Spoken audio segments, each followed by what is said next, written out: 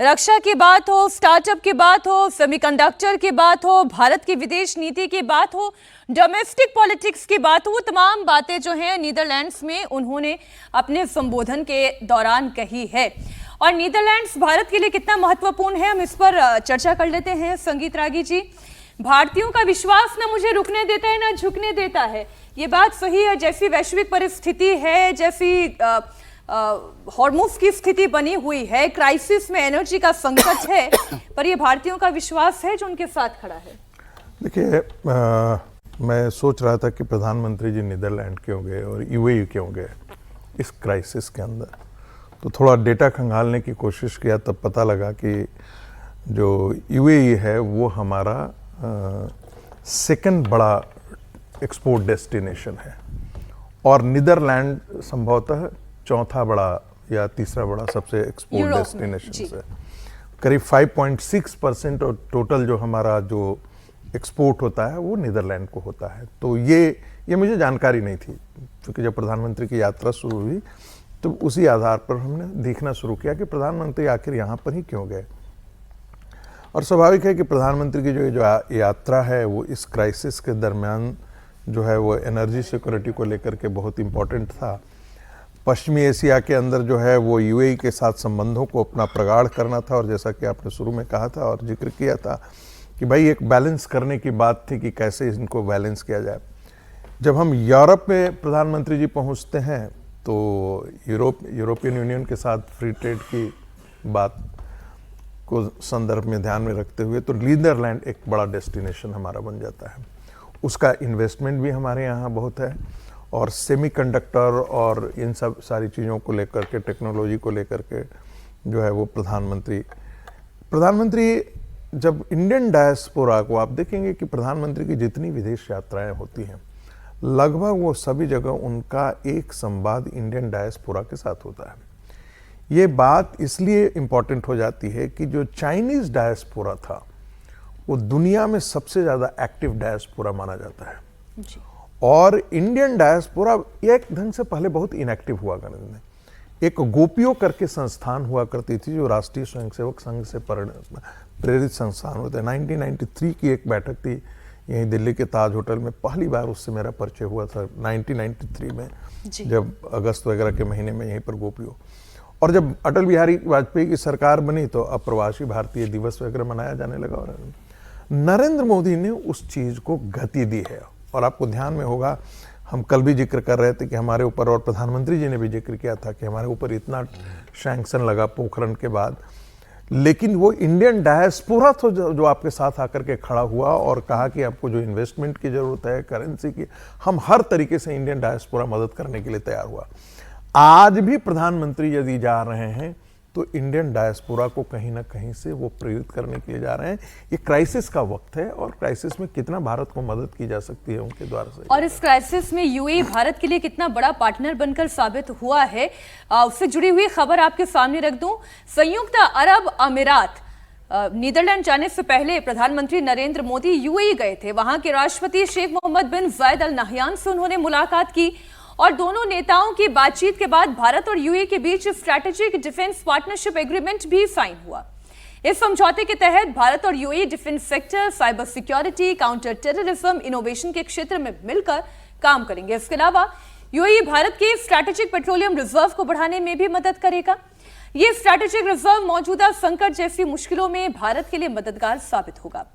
अब कैसे होगा वो आप समझे। यूएई ने भारत को एलपीजी के लॉन्ग टर्म सप्लाई का वादा किया है। दोनों देशों के बीच एलपीजी सप्लाई का समझौता हुआ। यूएई ने भारत में $5 बिलियन के इन्वेस्टमेंट का भी ऐलान किया। और इससे ज्यादा महत्वपूर्ण बात तो यह है जो एनर्जी सिक्योरिटी को लेकर डील हुई, इसमें सबसे ज्यादा अहम है स्ट्रैटेजिक पेट्रोलियम रिजर्व को बढ़ाने को लेकर। आखिर ये पेट्रोलियम स्ट्रैटेजिक रिजर्व होता क्या है, ये आपको पहले बता दें कि जब युद्ध की परिस्थिति होती है, कोई नेचुरल कैलामिटी होती है, ऐसी परिस्थिति में क्रूड ऑयल का एक विशाल भूमिगत भंडार जो दूसरे देश से कम कीमत पर खरीदकर स्टोर किया जाता है, इसे आप स्ट्रैटेजिक ऑयल रिजर्व कह सकते हैं, जैसे कि इमरजेंसी सिचुएशन में इसका इस्तेमाल किया जा सके और अंतर्राष्ट्रीय संकट के समय भी तेल की सप्लाई बिना किसी रुकावट के जारी रहे।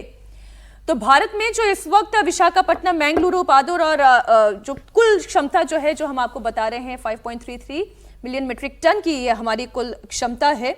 हमारे पास पेट्रोलियम ऑयल रिजर्व है। स्ट्रैटेजिक ये और बढ़ने जा रहा है। क्यों? क्योंकि यूएई के साथ इस पर भी समझौता हो गया है। और ये इंटरेस्टिंग इसलिए विजय जी कि ये डील इतनी महत्वपूर्ण है कि यूएई अपना तेल जो है वो भारत में रखेगा स्ट्रैटेजिक रिजर्व के तौर पर। भारत इसे इस्तेमाल कर सकता है जब उसे जरूरत पड़ती है। इतना ही नहीं, इसके रख रखाव इसको क्योंकि हमारे पास रखा जा रहा है तो इसका मेंटेनेंस सब कुछ यूएई ही वहन करेगा इसका खर्च। ये जो स्ट्रेटेजिक पार्टनरशिप हुई, कल भी हम लोग चर्चा कर रहे थे यूएई को लेकर। भारत और यूएई के रिश्ते पर बड़ा काम हुआ है और एक विश्वास है। और ये जो आप स्ट्रेटेजिक ऑयल रिजर्व की बात कर रहे हैं, स्ट्रेटेजिक ऑयल रिजर्व हमारा कितना है वो सब है, लेकिन जो यूएई ने अपना तेल स्ट्रेटेजिक रिजर्व के तौर पर भारत में रखना, ये विश्वास को बताता है। ये ट्रस्ट की बात है। बिल्कुल। मतलब इसको दूसरे तरीके से हम लोग कितना कर रहे हैं, वो कितना कर रहे हैं, एलपीजी कितना बेच रहे हैं, लेकिन आप अपना रिजर्व आपके यहाँ पर रख रहे हो। और ये उस समय महत्वपूर्ण है जब आप यदि दुनिया में देखें तो अभी जैसे प्रधानमंत्री जी ने 2-4 दिन पहले जिक्र किया गोल्ड को लेकर जी। तो गोल्ड को लेकर क्या हुआ, पूरी दुनिया में गोल्ड का ज़्यादातर रिजर्व यूएस में रखा जाता है। दुनिया भर के देशों का अभी तक ऐसा हो रहा था कि दुनिया भर के देशों का गोल्ड रिजर्व और डॉलर्स मोटे तौर पे यूएस में ज़्यादातर रखा जा रहा। और अब दुनिया भर के देश, भारत समेत, चाइना, भारत और जो देश हैं, रशिया, उन्होंने वहाँ से अपना रिजर्व, गोल्ड का रिजर्व वापस अपने यहाँ ले लिया। तो ये ट्रस्ट डेफिसिट है, समझ रहे हैं आप। तो इन दोनों चीज़ों का आप कंपेयर करके देखिए कि कोई अपना ऑयल रिजर्व भी आपके यहाँ रख रहा हो और एक आपका जो रिजर्व है वो आप दूसरी तरफ शिफ्ट कर रहे हो, तो ये भी एक रिश्तों का एक बड़ा बदलाव यहाँ पर। कि भारत एक सुरक्षित स्थान है। सुरक्षित स्थान है, ये उसी की बात है। अपने प्रॉपर्टी के पेपर आपके पास रख रहा है। हाँ, प्रॉपर्टी पेपर आपके पास रख रहा है, ऐसा होता है। हम तो अपना मतलब कोई भी चीज कैसे करते हैं कि भाई हम यहाँ से भी जाएं तो एक कहेंगे आप रख लीजिए मीनाक्षी, तो इसका मतलब है कि आप पर भरोसा है कि आप उसके साथ छेड़छाड़ नहीं करेंगे। तो ये एक ट्रस्ट जो है दोनों देशों के बीच में हुआ है। सर आप बताइए कि मैं रख लूंगा सर कोई भी। अरे सर, उन्होंने मेरा नाम लिया है।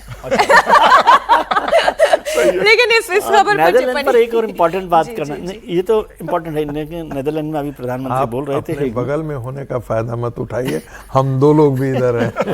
सर मैं बीच में हूँ। तो उसमें प्रधानमंत्री ने एक इंटरेस्टिंग बात कही, आज की तारीख में वैसे ही याद कर रहा था कि 16 मई प्रधानमंत्री ने भी वहाँ पर याद किया जी अभी उस भाषण में कि 16 मई 2014 को रिजल्ट आए थे लोकसभा के, और उस समय भारतीय जनता पार्टी की सरकार बनी पहली बार, मतलब एक बड़े बहुमत के साथ, स्पष्ट बहुमत के साथ। उसको प्रधानमंत्री याद कर रहे थे। अब नेदरलैंड से और भारत के रिश्तों में क्या है कि जो हमारा सबसे बड़ा फोकस वहां पर है वो है चिप को लेकर और सेमीकंडक्टर को लेकर, जो आज की सबसे बड़ी जरूरत है। 2.5 लाख करोड़ रुपए का जो हम ट्रेड नेदरलैंड के साथ कर रहे हैं, उसमें यदि सेमीकंडक्टर्स आ जाते हैं और नेदरलैंड तैयार है हमें इन्वेस्ट करने के लिए भी, तो वहाँ का भारत और नेदरलैंड का एक रिश्ता लंबे समय से रहा है। डच जो सर बातें इतनी सारी थी करने के लिए, क्योंकि प्रधानमंत्री नरेंद्र मोदी का ये संबोधन भी महत्वपूर्ण था।